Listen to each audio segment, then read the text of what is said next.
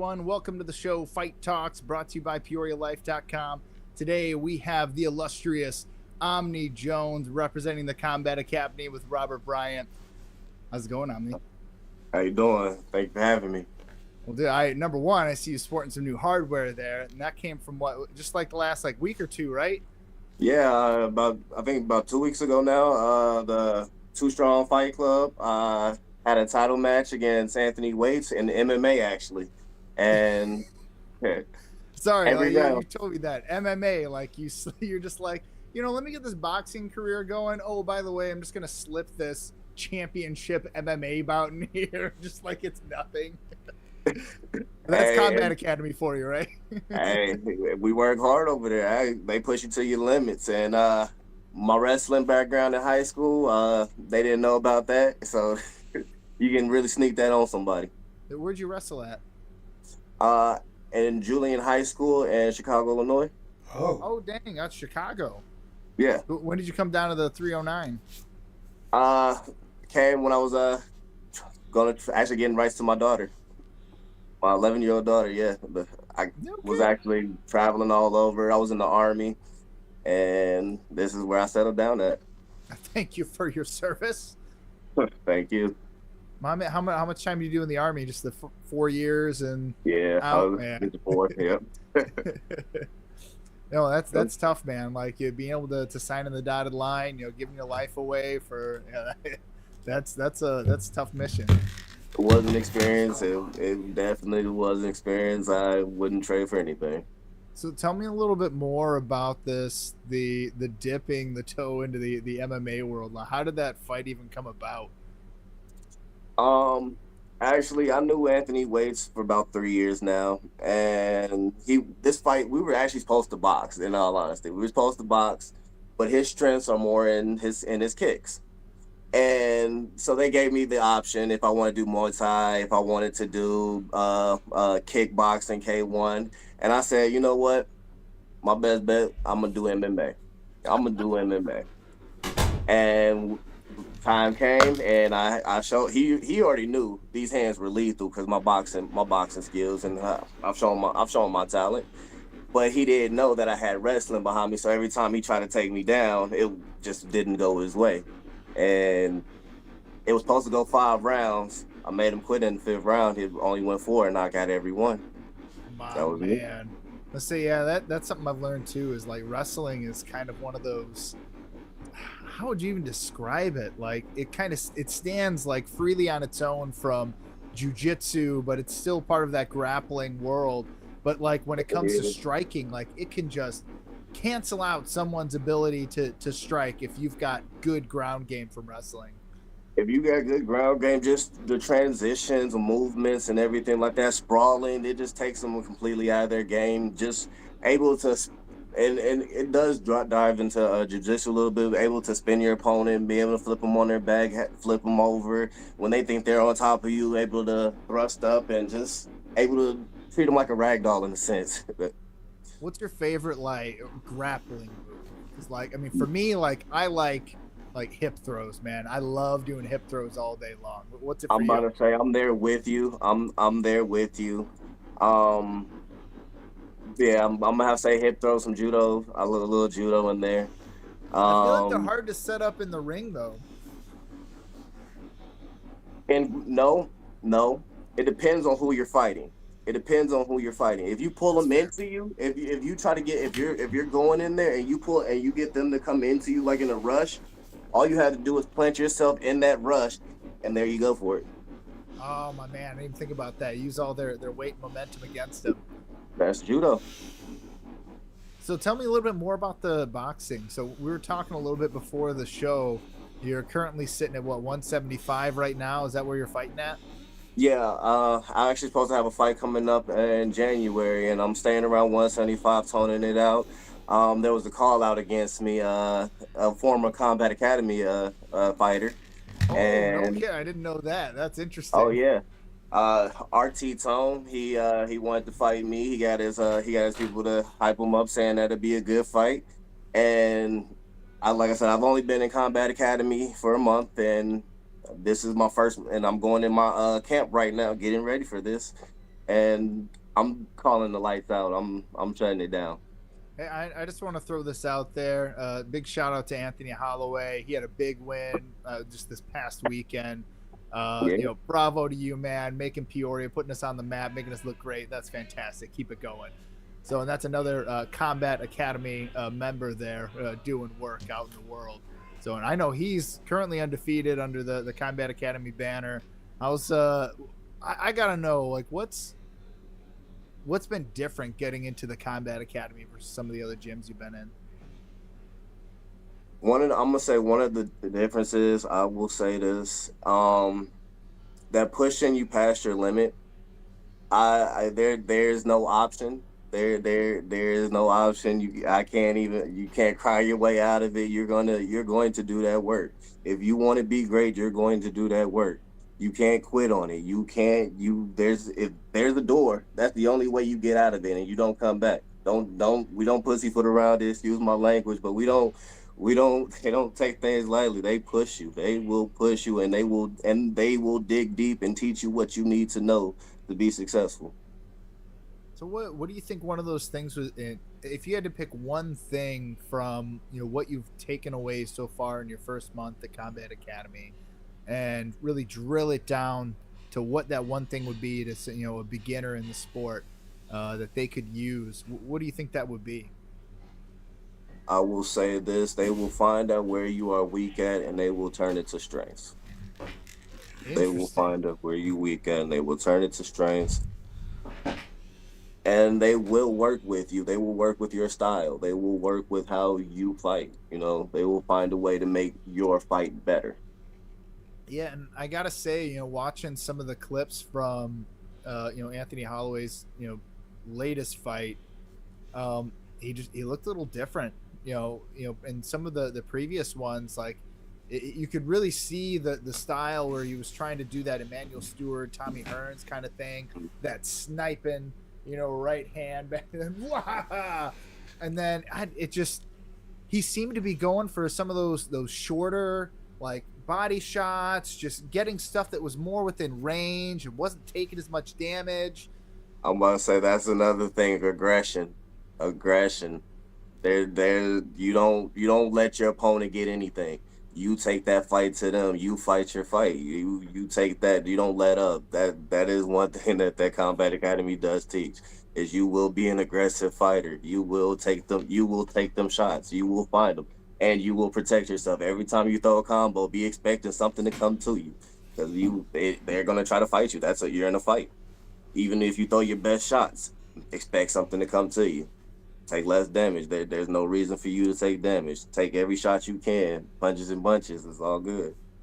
So what's the grand vision? Are you this is something you want to take professional, and are you gonna go boxing, MMA? Like where like I'm you've 10 I'm a years down the boxer. road into this? Like what are you doing?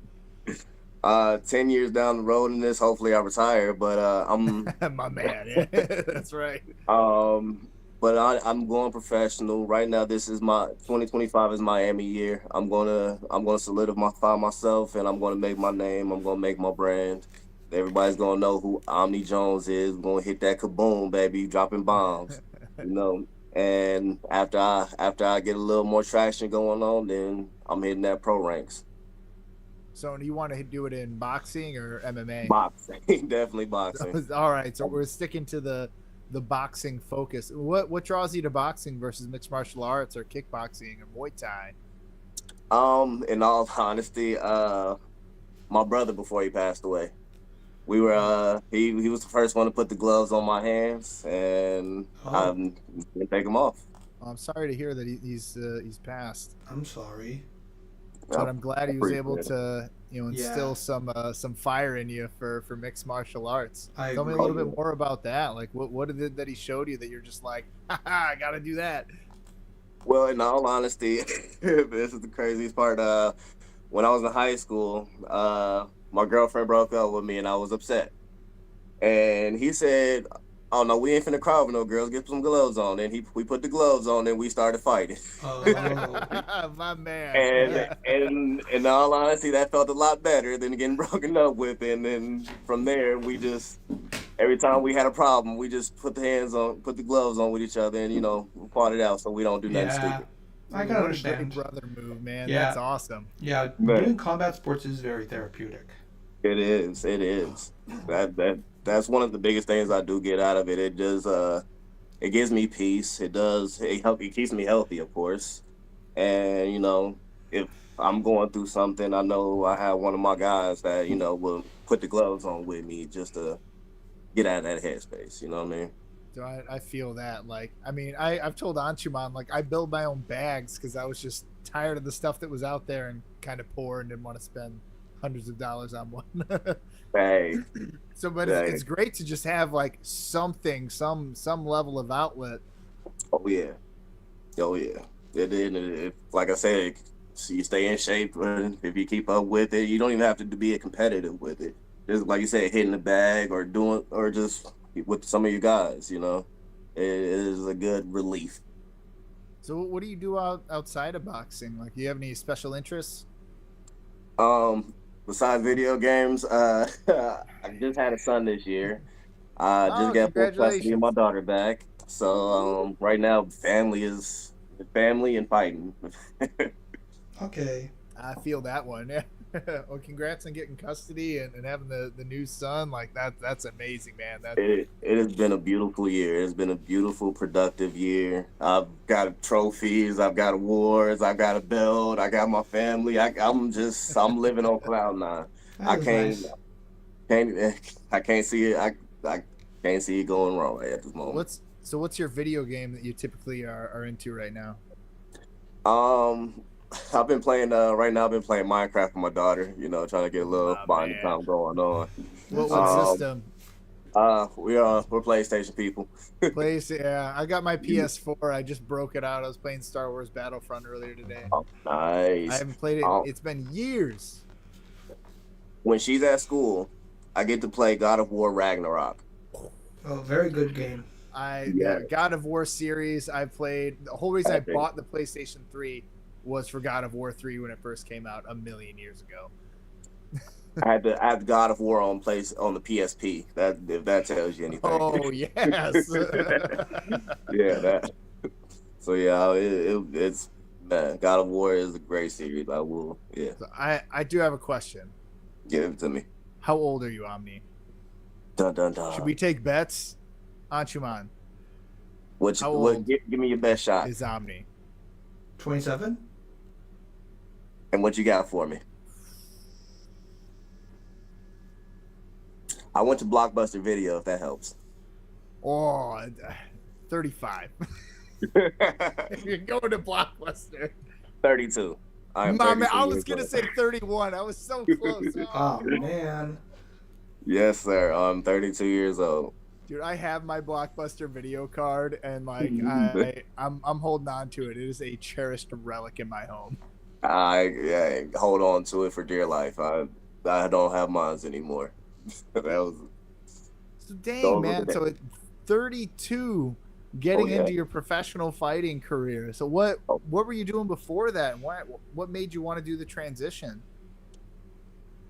in all honesty, I was just floating through life. I did a little bit of everything. Like I said, I was in the army as soon as I graduated high school. I've been to 10 different states, just running around, just experiencing life. That's the stuff. Uh, I've I've been a manager for a nursing home, for a food service for a nursing home. I've managed my own kitchens. I've done construction. I've done roofing.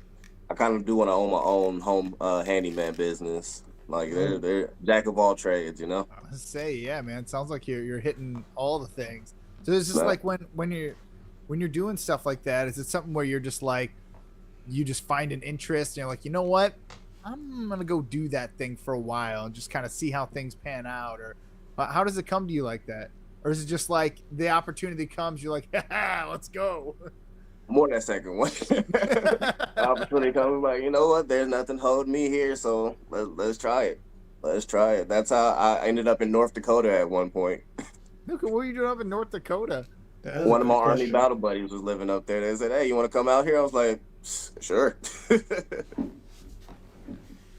I've got Interesting. a buddy in the Navy, and he's a lifer. He's like, I think, what, 15 years in right now. He wrenches on aircrafts and on aircraft carriers and stuff. And man, I miss that guy. Sorry, you talking about all this Oh, stuff. I'm like, and, I miss my boy. I've been through it all. Trust me. I got a homie from high school. He went to the Navy. I gave him crap for it for the first year and a half. Like, you're dressed in white and you're on a boat and you're called a seaman. I don't know what you want me to say. But yeah, nah. I good. That's some good friendships right there. You know what I mean? Some good bonds. Yeah, Got it. it's like, I think back to like almost all my lifelong friends that I have, and almost all of them came from scouting, which is really pre-military in a lot of ways. Now that I'm thinking about it. Anyways, we don't need to go over those cross sections today. What did you do in the military? I'm just curious. I was a food operations specialist. I My was man a was like, he's a water technician, like in the army. Oh, I was the food operations specialist. That's how I got my run my job running kitchens and everything like that. Just handing out MREs, and that's it. Uh, That's the if only. No, we got down and dirty. We cooked in the field, actual cooking and stuff. It Wow. was it was decent. We had to set up a whole mobile kitchen and there was like a whole truck that turned into an entire kitchen, and we actually cooked out of it, short order style and all that. damn. That's Yeah, interesting. it was real. I like So Like do you have any aspirations for school after that? Or I mean, because I know, did they still give college to once you're I did, in for 4 years? I did go to college for a little bit. Did a little bit of computers, Oh man, all right. and then I'm going to college again, and I became a CNA. Did You a sound like little bit me. of everything, a little bit of everything. Um, but yeah, no, I'm right now just it's boxing. I've lived a pretty fruitful life. Right now is trying to teach my kids how to be upstanding human beings, and at the end of the day, because you can be whatever you want. And don't. I hope you fight, because that's what it brings me a joy. I'm gonna teach you how to fight, because Yep. you got to defend yourself at some point in time. But you know what I'm saying, whatever you do, you're always gonna have to be confident in yourself. You're always gonna have to work for what you want, one way or another. You have to just know who to lean on and stuff like that. I try to teach them how to be just good and how to be self-reliant at the same time. And ask, like, how do you do that? Like, how do you? I mean, is there something you're thinking that like leads you in that direction, or how do you just put your best self forward, all the time for your kids?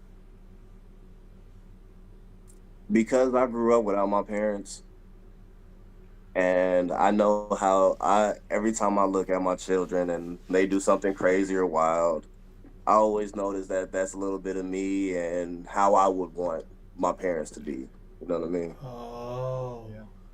So it's always like I want that. I want that mantle. I want to be that for them. I want to be a pillar for them, so that in 30 years, when they're in their own little universes, they're still they're whole. They're fulfilled, and they're doing whatever it is in life that they want to do. That's an incredibly empathetic and an incredible way to look at your kids. And sounds like they're giving back or feeding back into you what you're putting into them, which is just profoundly excellent. I, that's the life I build, and that's the life I love. So, how old are the kids again? My daughter is 11, and my son is 10 months. Just wait. That was yeah, a good old decade. Yep. And Oh my man, son's birthday is 3 days after mine. no, Oh, I that's say nice. you've nearly got a teenage daughter. Mm-hmm. Best of Yep. luck, sir. Thank you. Thank you. I don't know nothing about it. I hear it's a trip. I got two little boys myself, so I'm like, I don't even have to think about it. I'm just happy she still looks for dad's approval. I'm still happy she still looks for dad's approval. That's all I'll say. I know that's not forever. I have a question for you. Say you could pick a career path for one of your kids today. What career path would you choose for him? My daughter, I would choose for her. In all honesty, I would choose for her culinary. I would choose for her in the end to go through the whole path of working as a dishwasher to owning her own restaurant. I want her, that would be the career path and journey I would want for her. For my son, I want his hands to be dirty. I want him to work hard. I want him to be a handyman. I want him to learn all the tricks and trades of the how to build a home. That is true, especially because with the rise of AI and stuff. Some people think handyman and works like the trades like plumbing, gardening are going to be the things that AI can do are going to become more important. And putting the roof over your family's head, even if you don't have a family, putting the roof over your own head, be able to put something, be able to get your own structure, do it with your bare hands, like to be able to say I built this. That is an accomplishment I feel like every man needs, to be honest. So this could sound kind of crazy, but I know this is random. So some people think that this is going to get to a point of this conversation. So some people think that with pills and like gene editing and stuff that scientists could reverse aging and stuff. So let me get to the point. If he were age reversed back to his prime, would Mike Tyson have won that fight against Jake Paul? Oh yes, he would have. Oh yes, He would have. He would have because I feel like he did throw the fight in a sense for the money. I think he did for the money. If they were able to reverse aging and he was back in his prime and he still had that longevity, he would been able to make that money and some, so he would have won that fight. that also He, Jake Paul would probably be knocked out. oh, he's cold. I would have said he might have would have let it last. He might have would have toyed with him a little bit, but then ultimately he would have laid him out. I feel like Jake Paul wouldn't have been able to take any of his body shot, any of them. And So Jake Paul got a weak stomach. So one thing I wanted. So one thing. Who do you think would be able to how you beat the hell out of Jake Paul right now? Who wouldn't throw the fight? Who would actually beat him? Yo, things got so hot we tripped the breaker. But we're good. We're So good now. basically, Phil, just to rehash you. So we both agree that prime Mike Tyson would have easily beat Jake Paul. Yeah, dude. You can watch the footage back, and if you slow it down, you can see exactly where Tyson's pulling punches.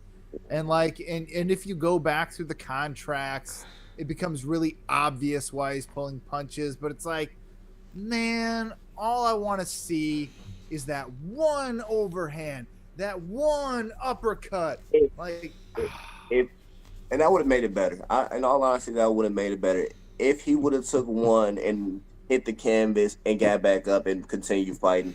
I wouldn't have no complaints. He should have let him at least take him out one. You know what I'm saying? Don't. But that's why I said Jake Paul does. I feel like Jake Paul doesn't have a core. He like if prime Mike Tyson attacked his body, it would have been over with in like 3 hits. oh yeah, yeah. I mean, honestly, I think Mike Tyson now really should if it was a fully sanctioned, based on the rules from 20 years ago, even like he would have obliterated him, even at his In age an right instant. now. In an instant. Like you saw the training videos. If he would have just put 30 seconds of that on Jake Paul, he would have destroyed him. Right? Exactly. He But would he have was destroyed going him. in for the long haul. He wanted to get through all those rounds so he could get his So money. And it's like, hey, you if you're gotta gonna feed the get into a family. fight with Jake Paul, like make that, was it, $20 million? Like, yes, go get that $20 million. You Like, make him hey, feed I your don't family. blame him, but I do blame Jake Paul for really like sucking the air out of something that would have been so awesome. It should have been Yeah, so fantastic to watch him get obliterated in front of 120 million people. Like, think that would have about been that. nice. Like, they hit the same viewing numbers that the Super Bowl hits. I mean, They that's something crashed that's been in Netflix. America for 100 years, and Man. they're competing with them now, man. That's insane. Yeah. but So then they dropped the ball. I look back to like the Tyron Woodley fight where he like it was so clearly orchestrated that he was going to drop his hand at that moment and eat a shot. Like Mhm. it's just frustrating. It's turned into the WWE.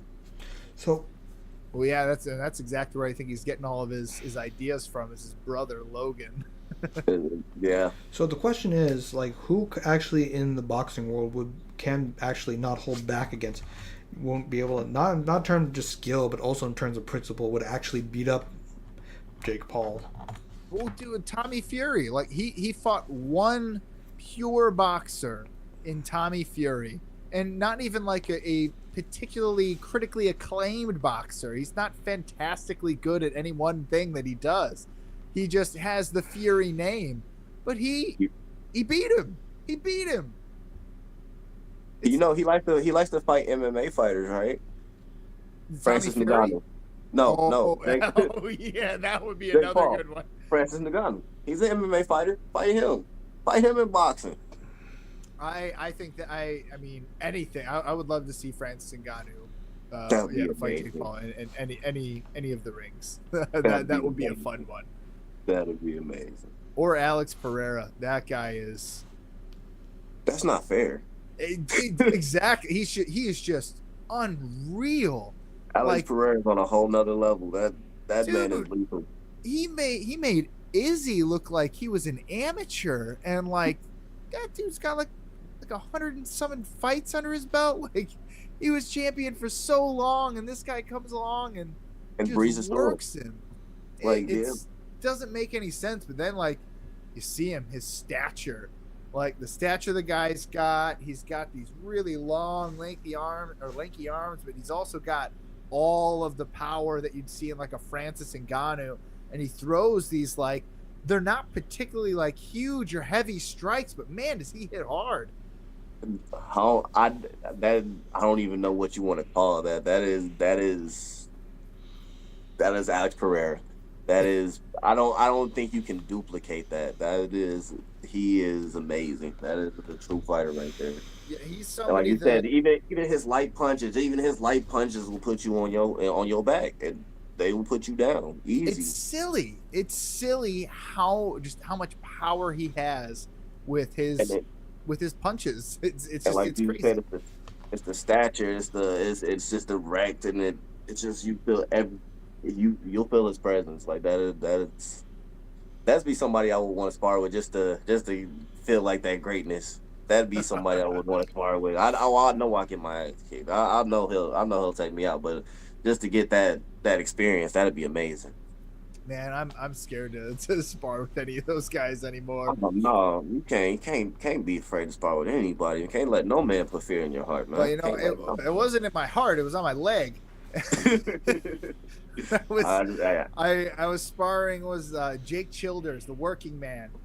He's a mixed martial artist. He was working with Ryan Blackerby at the time, and Okay. like I'd been sparring for maybe like 4 or 5 months at this point, not an incredibly long time, and I'm not a professional fighter. I'm doing it for to push myself, have some fun, and all that fun stuff. Man, I got into the sparring match with the working man, and I was fighting for my life. And then the thing that just absolutely killed me is we both threw I threw a low leg kick, and he cross checked it, and I just have this huge bruise, hematoma on my shin for I don't know, probably 4 months. Like it still hurts. It still hurts. Nice. So I'm like, Nice. after that, I'm like, I'm gonna let the big dogs do big dog stuff, and I'm gonna do me. I get it. I get it. I remember sparring with a couple of guys at Pack, and when it was one of their champions, he gave me a nice little shovel hook, and I even with my mouthpiece in, I felt my teeth get pushed back a little bit. I'm like, oh man, yeah. You find there's levels to this. There's definitely levels to this, and that's why I'm trying to push past my limit to get to where I need to be. Saying you trained at Pack too. Which facility? The Morton one, I didn't. I got a little training. It was like back when I was on 309 Gladiators. Um, I got a little session out of them. It was a good. It was a Saturday, one of their open gyms. Yeah. It was decent. One of my friends, Bryce Kaiser, he was up there. Cameron Cook. We got some good rounds. Yeah, like if for me, like if I have to recommend like an MMA gym for people to go to, like that's the one. It's pack all the way. You know, those Yeah, guys they do. just they just have all these different skill sets. They've got the coaches. They've been doing it for years, and then They, when you they do walk in that. there and they've got, you know, like real legit professional fighters who are training in the corner, it's like you don't get that at every single gym, man. And when you get it at your gym, like, man, Oh yeah. soak it in, take it Oh all. yeah. Like, oh man. So I what's think the who's the coolest person you've gotten to spar with? I mean, a lot of just Illinois people. Bryce Kaiser, I sparred with him. He was part of the Waco kickboxing. He went to Thailand to go train in Muay Thai. I trained with Marcellus Edwards. I trained with Lucas Gwaltney a little bit. And just a lot of up and coming some of the Combat Academy people, Armand Palmer. Ah, Uh, yeah, yeah, I'm that's the person I'm really looking forward to working with because that's some iron sharpen iron stuff right there. yeah. Because that boy quick and he's going pro. He's going pro in 2025. And he's leading the way for Combat Academy. Yeah, I'm excited to see what Robert does with his roster, man. Like, there's, Oh yeah, it seems like there's kind of like this evolving door, but it's like in terms of like talent kind of coming in and out. But it seems like he's really got a crew lately that he's been really sticking to, and he's been getting a hmm bunch of fights underneath his belt. Like, he's really kind of building this momentum into 2025. So oh I'm yeah. really excited to see what he does next year. But I'm And glad to be a part of it. I hope we can get a show coming to Peoria. We That's what like, we're looking for. That's what hopefully we can get one coming because if we can, that's where we're gonna be at for this January fight. yeah, that's what I would love to see. Anchuman, we got to get on that. We got to get some sponsors so we can get a fight going on here. Yeah, that's something like I heard Robert Bryan's planning on doing another Peoria Fight Club show since his USA boxing license is expired. So because of that, they can't do anything to him if he does post it. Because wait, let me just relook. Let me look at the announcement again. So I think it's. Let me just check. Double check. Well, yeah, no, it's Robert doing Robert stuff. He's Oh he's yeah, Man, it just he does expired. put on a good show. US he creates his opportunities. He's So yes, I think if we does Peoria Fight Club does get a sponsor, and potentially if somebody who gets involved who has an amateur boxing license already, they could actually make it a permanent thing, and the USA Boxing won't be able to do anything to stop it or anything because it would be under. Because I think what Peoria Fight Club does is amazing, but as long as there's like doctors and like it has the license, it well, would. that's just it. Like that's what's needed right now. That's what we don't have in Central Illinois.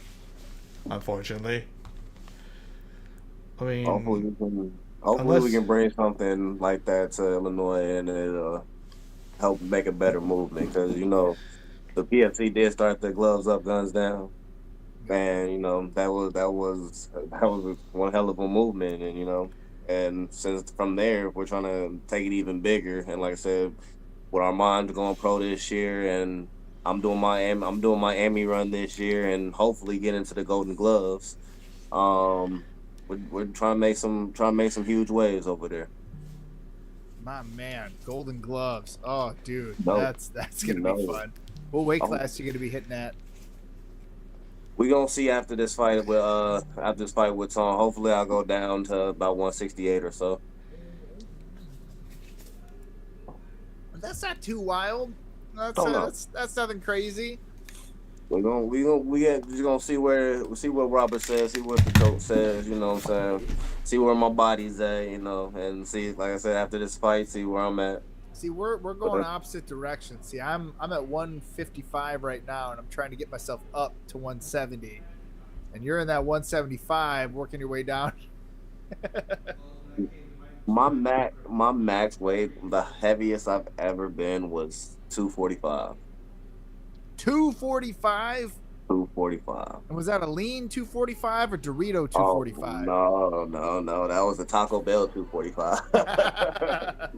Oh man, that was yeah, that was some I was my neck was choking me in my sleep, so Dude, yeah, I felt you. I put on like I was like 30 pounds when I was working as a supervisor in a call center, and no. like not a great environment. You got to What, have some Mom? really good, I'm in an interview. stress relief activities, Oh yeah. aka Muay Thai, kickboxing, which is what I went and did. But man, I Like I put that said. weight on, and then right after I started doing Muay Thai, it was probably like 8 months. It was gone. Like I was Mhm, dropped down to like 138 pounds at my lightest, and I've been mhm. slowly just kind of putting some lean mass back onto my body. See, I got some cutting to do. Like in my core, that's where most of my waist weight is. My weight I definitely can get rid of. And like I said, Rob he's taking the chisel to it right now.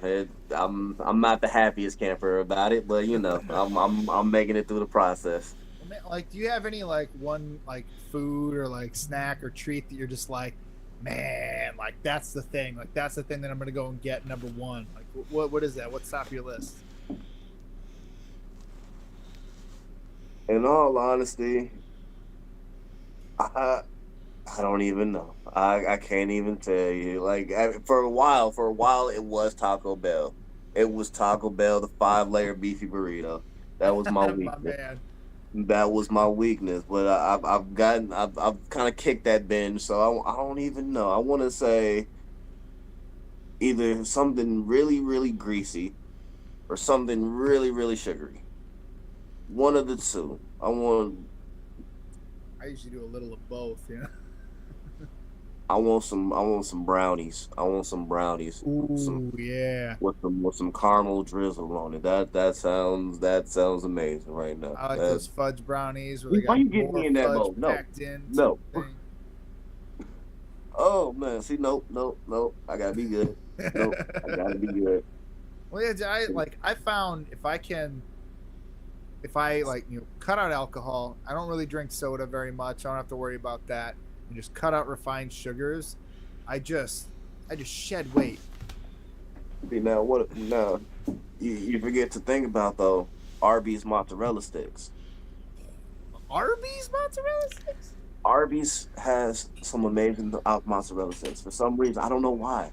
They have amazing mozzarella sticks. Man, I used to go to A&W cheese curds. You ever had their Oh cheese curds? yes, I used I to like smash. Culver's too. I Ooh, like Culver cheese curds. Yeah. I really don't eat a lot of fast food, I will confess. man, well, if I, I go I to used to Culver's work and at a get one of lot those of shakes, different fast food places. I used to work almost at all of them. I'll say I used to work in retail, so we frequented fast food places. Like even when I was at Tesla, like we were going to Chick-fil-A every single day. Like my boss had like the app with all the points, so he would take all of our order, and then we would always get free stuff because of the app. Ooh, yeah. When I was in college, my freshman year, I was working at McDonald's. And I was the closing shift. So that, Hey, yeah, I did my 3 years. I did 3 years at McDonald's from when I was like man, 14 to 17 years old, and you then got the top they work. they changed the minimum wage. I was making 5.15 an hour, and I was there for 3 years. And then I was making like 6.10 or like 6.05 an hour, and they hired this guy just off the street at 6.50 an hour, and I'm like, what? I'm like, I've been here for 3 years, and you're gonna give him 6.50 an hour, and I'm still making this sub 6.10. They're like, oh well, we can get you to 6.25. I'm like, I quit. I'm like, are you kidding me? I quit. That's a slap in the face. And then I went to go work at the movie theater, which was my favorite job I have ever had. I can't even. Oh man, favorite job. I I, I would say roofing. Roofing has been my favorite job so far. Even, Like my most emotional job, I'll be honest, was being a CNA working in a nursing home. I've seen some things. That They stuff's they heavy, will tug man. at your heartstrings, man. They will tug at your heartstrings. But my most freeing job is my roofing job because I can use my hands and I'm creating and building and stuff. I like that. I do really like that. I just noticed you got that Rick and Morty poster in the background. You know it. Yeah, so well, You I mean, that know was it. like one of my favorite shows until what was it, Yeah. Justin Roiland? Yes. When So he did yes, the I was a diehard fan too, and Okay, I'm right, sad to see it go. I'm sad to see it go. so But yeah, yeah. so exactly. a misconception about that. So the thing is, Justin Roiland voiced Rick and Morty, but he isn't responsible for the writing of the show. That was Dan Hammond. Heyman. The thing is, actually, Justin Roiland and Dan Hammond were not on talking terms because Dan Hammond would try to do the most at like trying to make the plot as good as possible, but Justin Roiland wanted to actually get it done as soon as possible. So I'm going to say something harsh to all Rick and Morty fans out there. I see Justin Roiland's departure from the series as an inconsequential loss. Interesting, and I kind of appreciate that take because since I all do of it too. happened, I didn't really look too much in depth. It was like, okay, Justin Roiland's an asshole now. We don't support Rick and Morty. Whatever. I'll Yeah. side with the hive mind. Who gives a shit? So what they should have done is that they should have fired him immediately after the trial because that would have been much more hilarious. Well, but like, what happened?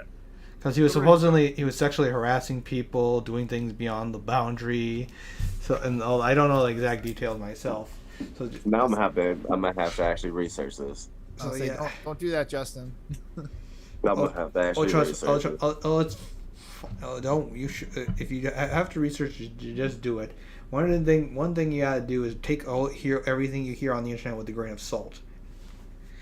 Do you remember when the Rick and Morty like truck or whatever came to Peoria? I do not remember that. I do remember. I remember hearing about it. I do not remember seeing it. I did not see it. Oh I remember. man, I did not get a chance to see it. I Oh was my! I did hear about that though. on my way home from work, and I was like, I want to go to this thing, and like I saw the line for it. It was just like around the block, and I had to pee so bad. I'm like, there's no way. Like, there's no way I'm gonna be able to go pee now, stand this line, and then somehow magically not have to pee again while I'm in this line. And it was just I couldn't do it. I couldn't do it. I was so sad. No. But that's when Rick and Morty was able to be Rick and Morty, and every all the whole aspect and the continuation of it. Like every episode played off every episode, and there was always it was a great show. To me, I loved it. I sometimes from time to time I will watch the old episodes because I just love the show. I mean, Oh, dude, I did one of those like trivia nights, but I studied for it. I literally watched. It was I think only 3 or 4 seasons were out at that point, so I literally watched every episode. I had a notepad, and a pen, and I was taking notes of everything that I possibly could in every single episode. I got second. I got second that night, but I at least won a pizza. hey, So I'll take that. That was my consolation hats prize. off to you. That's some fandom right there. Oh, It's silly. What's that on? I actually had a Rick and Morty trivia night myself. We actually got first place because of me actually. Wait, were Nice. you the one there? Or was it at the field house? Yeah. You were probably the ones that were sitting at the table next to us. Wow. It's hilarious. Wow. Wow. This is before me. I mean, well, I guess me and Anshu still knew each other because we had trained together. But like, so back then I didn't go to the field house anymore because I went there and I bought a sandwich and I took a bite of the sandwich, and inside of the sandwich was a screw. I bit on a screw and it hurt my mouth and I didn't like it. And then I went to the manager and I went, "Hey man, there was a screw in my food." You know what he did? He couldn't help it. He's like, he just started laughing. He's like that is so fucking crazy. I can't do anything but laugh right now. So then he goes and like calls for the cook to come out, and the cook comes out, and he's just like this big burly guy, and I'm holding the screw like this, and the guy just looks at me, looks at the screw, grabs the screw out of my hand, says nothing, and walks away. And I'm like, what is happening right now? I just didn't get it. So whatever. He bought me and my wife drinks for the rest of the night, and we were cool. But yeah, this was my first time going back there since the screw incident.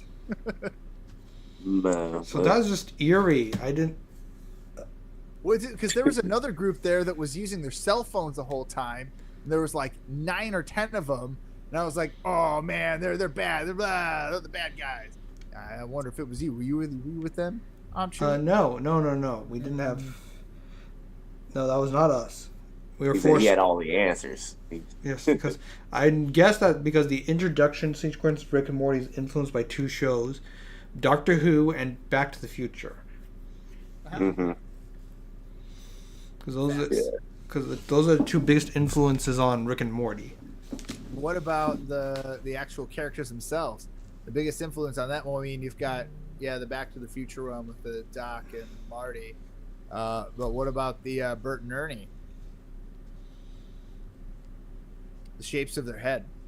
Mm. They did that because of Bert and Ernie. It's like a whole thing in cartooning. I know, right? Okay. Yeah, just I had to facts. think about that for a second. Yeah, you got like either like a one long like pill head and then one just like round or like wide head. The same thing like Hey Arnold back in the day. Football head and Gerald. Yeah, exactly. Mm-hmm. No, Oh, wait a minute. So wait, Omni, you grew up during an interesting time where like cartoons, in my opinion, were some of the best that were around. I grew up too. Because they were so artistically freeing. I wanted to know if there was anything from back in the day that kind of like sticks with you. A lot actually. All-time favorite Rugrats. You know, you gotta. Yes, Tommy Pickles. Believe it or not, I was a Chucky Finster. No. I was a Chucky Finster fan. That was. Hey, he was logical. He, hey, but at the end of the day, no matter how scared he was, he had Tommy's back. So no matter what, that was a real friend right there. He was a ride or die. He handled business. He's like, hey Tommy, I'm scared, but hey, I got you, man. Let's do this. So one of my favorite shows when I was growing up was Courage the Cowardly Dog. Ooh, that's a good one. Because that show was, compared to most kids' show, even today, it's still a terrifying show. In fact, they were basically parodying like things like The Exorcist, Sweeney Todd, what else? Werewolves, and vampires, and everything. Yeah, well, I'm with you on the Rugrats one. No, I'll say what you're saying. I was about to say, Courage the Cowardly Dog had some creepy aspects to it, but it was a great show. Like one of my favorite episodes is The Curse of King Ramses, because the episode when some cats steal a cursed slab, and basically the ghost of King Ramses comes. Here's the crazy thing: the ghost of King Ramses was actually voiced by the creator of the show. Oh, interesting.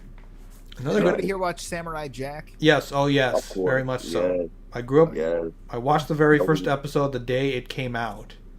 I still want to buy a really nice samurai sword just because of that show for some dumb reason. You know, because the show something takes folded 30,000 times. Like the I still want to build a treehouse from the kids next door. Like Gandhi Karakasi, yeah. Gandhi Karakasi did an amazing job with Samurai Jack. Like each episode is so different. Well, some can be so funny and lighthearted, others can be dark and epic. It had a great storyline though. Like Samurai Jack was really influenced by the samurai films of Akira Kurosawa. Like he directed the Seven Samurai or Shoman. Like basically making samurai films popular outside of Japan. Well, and the guy who was the creator of Samurai Jack, maybe he was one of the producers. Well, anyways, he worked for Cartoon Network for a long time. One of my favorite shows is Steven Universe. So, and Rebecca Sugar used to work on Adventure Time, and while she was working on Adventure Time, she was like creating this, Steven Universe show, and she was working with the creator of Samurai Jack. He was the guy who, after she did her pilot, gave her a whole bunch of notes and completely changed the trajectory of the show for how it was going to be portrayed to people. And like for me, it was those little details that made the show so fantastically good. So Samurai Jack is the creator, or Rebecca Sugar, and Adventure Time all have special places in my heart. Another good show I really liked from that era was Regular Show, because That is a Never great it, show. it was basically No. it was basically the Oh, fact it was parodying like life as a 20-year-old. the Mordecai and Rigby. Yes. There we go. When you said Adventure Time, the show that pops in my head, I know exactly what Adventure Time is, but the show that always pops in my head, The Misadventures of Flapjack. Oh, that's a good show too. Ooh, I don't know that I've Actually, both Pendleton Ward and J.Q. Quintal, I think that's the creator of Regular Show. Pendleton Ward made Adventure Time. They both worked on that show actually as storyboard kidding. artists. That one was a little twisted as well. I'll say, yeah, Adventure Time is just fantastically weird. Oh yeah. Yeah, I mean, yeah, I really like the ending. I like when shows go into like cosmic shit, just because I don't know, I find that stuff fascinating, and I'm like, I wonder what somebody else who is an artist and would put their artistic values into this thinks about what the the cosmic world, things outside of our understanding. So what are those like? I'm going to actually argue a tier of shows above things like Adventure Time, and I'm going to so basically Batman the animated series, X-Men, Spider-Man the animated series. I haven't seen that one yet. Well, so the OG X-Men, I haven't seen the new, reanimated whatever 1997 comic one. It's basically a continuation of the original series. But the OG one, I watched that. I had it on VHS. I loved it. Oh yeah, every time my friends, certain days when my friends hang out during the weekend, I hang out with our friends. We actually watch some. Like it's what about Mega Man? Anybody watch Mega Man? I didn't watch it. Like one thing I really loved about Batman, a couple of episodes. Batman the animated series. The show was so dark and so true to the context of the comic book. And Mark Hamill. I mean. Mm-hmm. Mark Hamill as Joker, voicing the Joker for as long as he did, and doing it as well as he did, was just a fantastic gift. You could tell he was having fun with the role. Oh yeah, I feel like that's the only way you can actually play the Joker. That's how Heath Ledger did it. You have to immerse yourself in that role. Playing the Joker, that is a role. Was Joaquin Phoenix? Joaquin Phoenix. There you go. So one thing he did good at the first one, not the second one. Not the second one. I don't know why they did that. That first one was enough.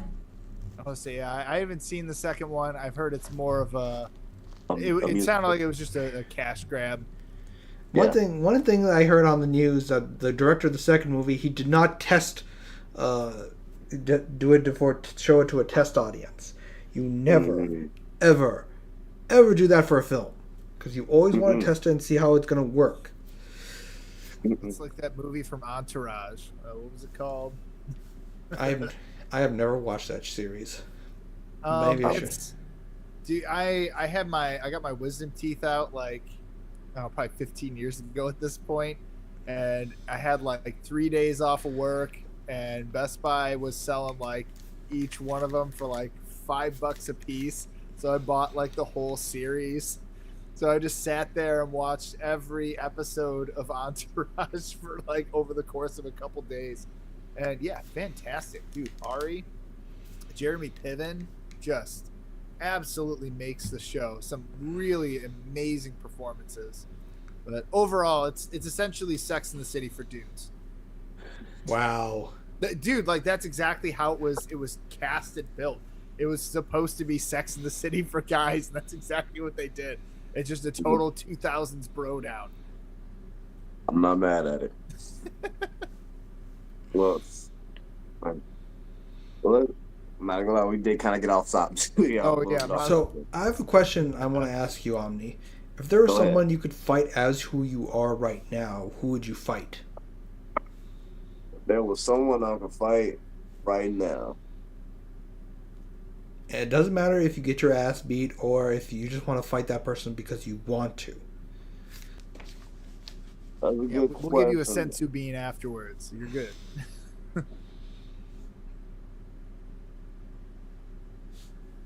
You know who I want to fight? Be honest with you, I besides Jake Paul because I want to see him lose again. Um, I would have to say I would want to fight Ryan Garcia. Oh, Oh good, good yes, choice. I I would would fight Ryan Garcia. I would like to see that. You know, he's That'd be been just kind of. I don't know, man. He was just on top of the world with his game. Like, watch it. He was just working, working, working, working. And then suddenly he just seemed like he got depressed. Then he magically put on all this mass, all this muscle mass out of nowhere. It was like, what? Like, you don't do any weight training, but suddenly you're just huge. Like, I don't know. It just wasn't adding up.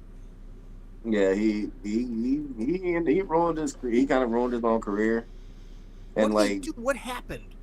Was it Yeah. just after he got that knockout loss? after in all honesty, it's after he lost against Tank. That's where it started going downhill.